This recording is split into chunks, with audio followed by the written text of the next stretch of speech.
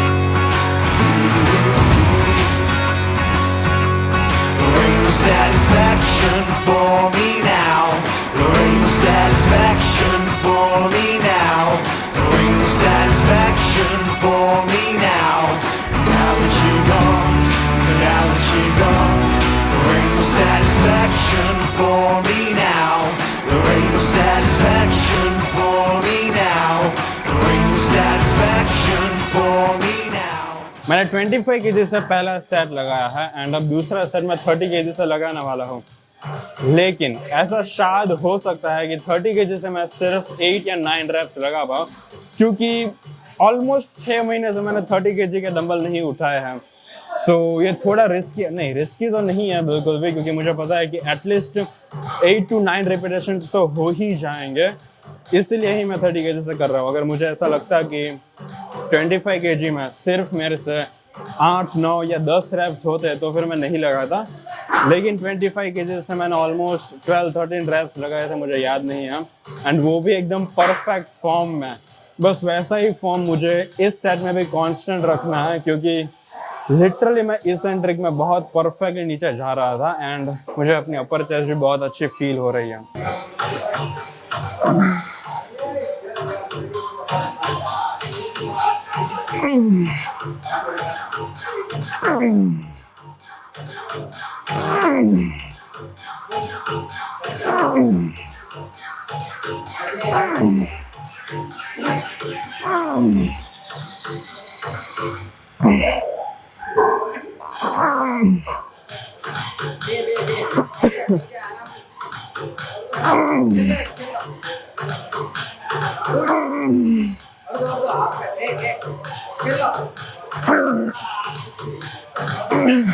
Okay, मुझे ऐसा लग रहा था कि मैं सिर्फ 8 या 9 रैप्स लगा पाऊंगा, लेकिन मैंने एक्चुअली 11 रैप्स लगाए, जो बहुत अच्छा है। अगर ये नॉर्मल डे होता एंड मैंने 11 रेप्स लगाए होते तो फिर मैं वापस से इसी डंबल से लगा था, लेकिन ये नॉर्मल डे नहीं है क्योंकि अभी मैं रिसेंटली ही इंजरी से रिकवर हुआ हूँ।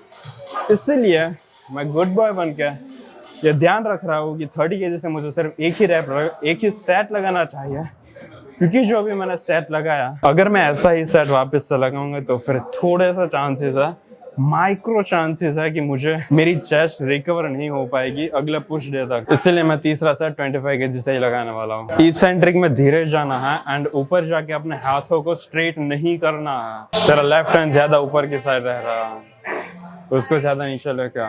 हो जाएगा पार्शियल रैप्स। मैं मेहुल को बोल रहा था कि जब तू ऊपर जाता है तब तुझे अपने हाथों को स्ट्रेट करने की जरूरत नहीं है। हालांकि अगर आप अपने हाथों को ऊपर स्ट्रेट करते हो तो फिर आपको वो जो 1-2 सेकंड का रेस्ट मिलेगा उसमें आपकी चेस्ट थोड़ी रिकवर हो जाएगी एंड आपको शायद 1 या 2 रैप एक्स्ट्रा मिल सकता है। अब अगर आप अपने हाथों को स्ट्रेट नहीं करोगे तो फिर आपको वो जो 1-2 रैप्स मिल रहे होंगे वो नहीं मिलेंगे, लेकिन आपको जो हाइपोट्रोफी फील होगी अपनी चेस्ट में एंड जो पंप फील होगा वो बहुत अच्छा होगा। इसलिए ये पूरी तरह से पर्सनल प्रेफरेंस के ऊपर डिपेंड करता है कि क्या आपको अपने हाथों को ऊपर ले जाकर स्ट्रेट करना है या नहीं करना है। मैं जनरली नहीं करता क्योंकि उसमें मुझे ज़्यादा ऐसा फील होता है कि मैं अपनी चेस्ट को डैमेज अच्छे से कर पा रहा हूँ। मेहुल मुझे बोल रहा था कि हमें पैक्ड फ्लाइज लगानी चाहिए केबल फ्लाइज की जगह, लेकिन मैं उसको मना कर रहा हूँ। उसका रीज़न मैं आपको भी नहीं बताने वाला अभी, उसको भी नहीं बताने वाला। ये सेट खत्म होने के बाद 25 किलो ना किया। Yeah, boy.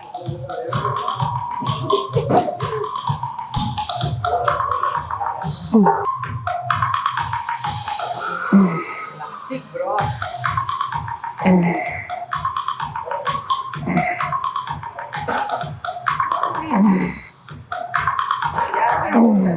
भाई का कंट्रोल देख रहे हो? तो आवाज नहीं जाओ तो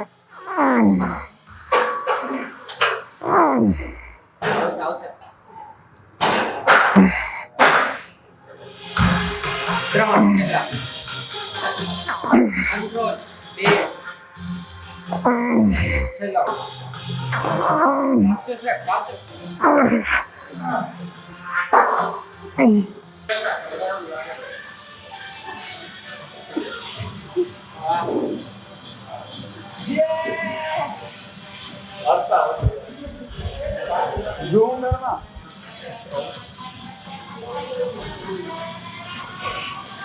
सरप्राइज क्या दे दिया? आज जो पूरा पैक आया था फुआर का, उसमें से ये एक स्ट्रिंगर भी आया था। ना जाने कब ये मेरा दिन आएगा।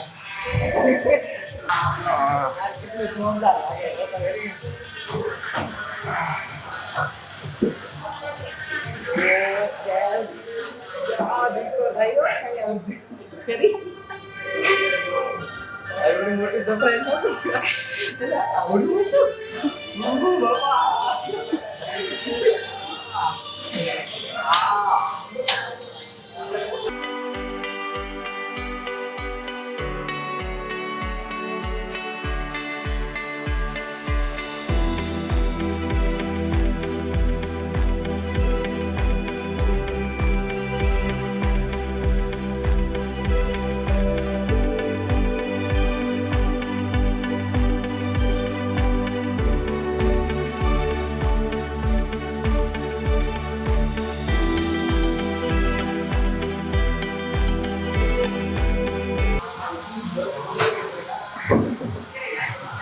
केबल फ्लाइज मेरी फेवरेट एक्सरसाइज इसलिए है क्योंकि उसमें अपर चेस्ट एंड लोअर चेस्ट, वो दोनों चेस्ट तो अच्छे से टारगेट होती ही है, लेकिन उसको करने के बाद जो पंप आता है वो बाकी सारी चेस्ट की एक्सरसाइज से सुपीरियर होता है। अगर आप वो जो मशीन चेस्ट फ्लाइज आती है, पैक्ड फ्लाइज बोलते हैं शायद उसको, अगर आप वो करते हो तो उसमें भी आपको बहुत अच्छा पंप आएगा। लेकिन केबल फ्लाइज में मुझे ज़्यादा मज़ा आता है क्योंकि उसमें हम अपने हाथों को अपने हिसाब से मूव कर सकते हैं। अगर आप वो मशीन वाली एक्सरसाइज करोगे तो फिर एक जो सर्टेन सर्कल बनता है आप उसमें एक्सरसाइज करोगे। अगर आप केबल फ्लाइज करते हो तो उसमें आप आगे जाके अपने हाथों को क्रॉस कर सकते हो, जिसकी वजह से आप ज़्यादा फाइबर तो नहीं बोल सकता, लेकिन जो भी फाइबर्स को टारगेट करते हो वो ज़्यादा स्क्वीज होते हैं। हालांकि वो सच है कि जब भी हम कोई मसल को टारगेट करते हैं तो फिर उसको जब हम स्ट्रेच्ड पोजीशन में रखते हैं तब वो सबसे ज़्यादा हाइपरट्रॉफ होते हैं। मतलब वो सबसे ज़्यादा टारगेट तभी होते हैं जब वो स्ट्रेच्ड पोजीशन में होते हैं। लाइक अगर हम चेस्ट का एग्जांपल ले तो फिर उसमें जब आप केबल फ्लाइज लगाते हो तो इसेंट्रिक में हम स्लो जाने को इसलिए बोलते हैं क्योंकि वो एक स्ट्रेच्ड पोजीशन में हम जा रहे होते हैं। तो मान लो कि आप केबल को आगे से पीछे ले जा रहे हो तो फिर जो इस मूवमेंट में आपकी चेस्ट टारगेट होगी वो सबसे अच्छा है आपके मसल को ग्रो करने के लिए, ना कि जो आप स्क्वीज कर रहे हो।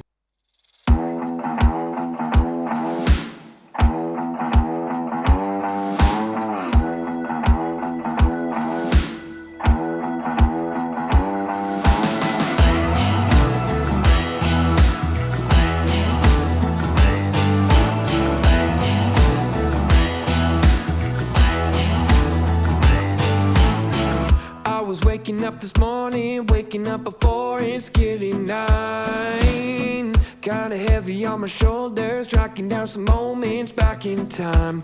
I could swore that I was in it, down to every minute. Don't know what I was sipping, but I felt like I was doing fine.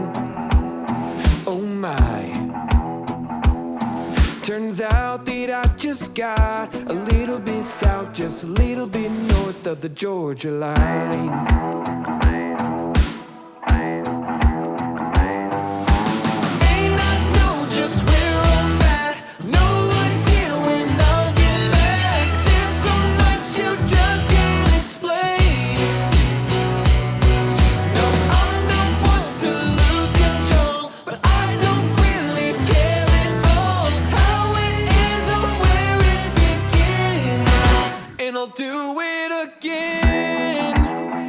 आपने एक चीज़ नोटिस की होगी कि इस चीज़ को, इन हैंडल्स को मैं यहाँ तक नहीं ला रहा।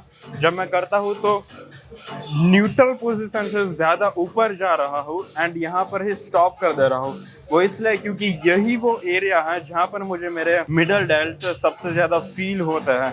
एंड इस एरिया में टू बी ऑनेस्ट मुझे कुछ फील नहीं होता, तो फिर मुझे लगता नहीं है कि ये ज़रूरी है ये पार्ट करना, इसलिए मैं सिर्फ इतना ही करता हूँ। स्पेशली इन सारा जगह पे जो स्ट्रेच फील होगा आपको अपने मिडल डेल्ट्स पे, वो बहुत अच्छा होगा। इसलिए आपको अगर ऐसा लगे कि किसी एक्सरसाइज में आपको कुछ ऐसी स्पेस दिखाई दे रही है जिसमें आपको अपने मसल्स फील ही नहीं हो रहा है, तो फिर आप अगर उस स्पेस को नहीं करोगे तो भी चलेगा। रेयर डेल्ट की मैं एक एक्सरसाइज लगाता हूँ, मिडल डेल्ट की 2 एंड फ्रंट डेल्ट की 1। मिडल डेल्ट्स की 2 एक्सरसाइज लगाने के पीछे रीज़न वही है कि आपके शोल्डर्स को अगर आप ज़्यादा ट्रेन करोगे, अगर आप ज़्यादा वॉल्यूम दोगे तो फिर वो ज़्यादा अच्छे से ट्रेन हो पाएंगे, ना कि उसमें कंटिन्यूसली वेट इंक्रीज करने से। एंड जब आप मिडल डेल्ट को ज़्यादा अच्छे से ट्रेन करते हो तो फिर उसका फ़ायदा ये होता है कि जब भी कोई लोग आपको सामने से देखते हैं तो फिर वो ना तो आपके फ्रंट डेल्ट को देखते हैं ना तो आपके रेयर डेल्ट को। जो आपकी फिजिक को सबसे अच्छा दिखाता है वो आपके मिडल डेल्ट होते हैं, क्योंकि उसी से आपको वो सुपरमैन वाला लुक आता है। लाइक वो ब्रॉड शोल्डर्स वाला जो लुक हम सबको चाहिए वो तभी आएगा अगर आपके मिडल डेल्ट्स अच्छे होंगे। अगर आपके रेयर डेल्ट्स अच्छे होंगे तो फिर वो फायदा होगा कि जब आप साइड चेस्ट वाला पोज करोगे तो फिर आप बहुत अच्छे लगोगे। एंड मेरे रेयर डेल्ट ही लैकिंग है एंड मैं उस पर काम भी कर रहा हूँ, लेकिन फिर भी मेरी मेन प्रायोरिटी हमेशा मिडल डेल्ट ही रहेगी। Now you know everything that I am. Caught in the palm, no backup plan. So baby, cut yourself loose. Cause a little trouble, don't shed a tear. Keep that sunny smile from ear to ear. And baby, cut yourself loose.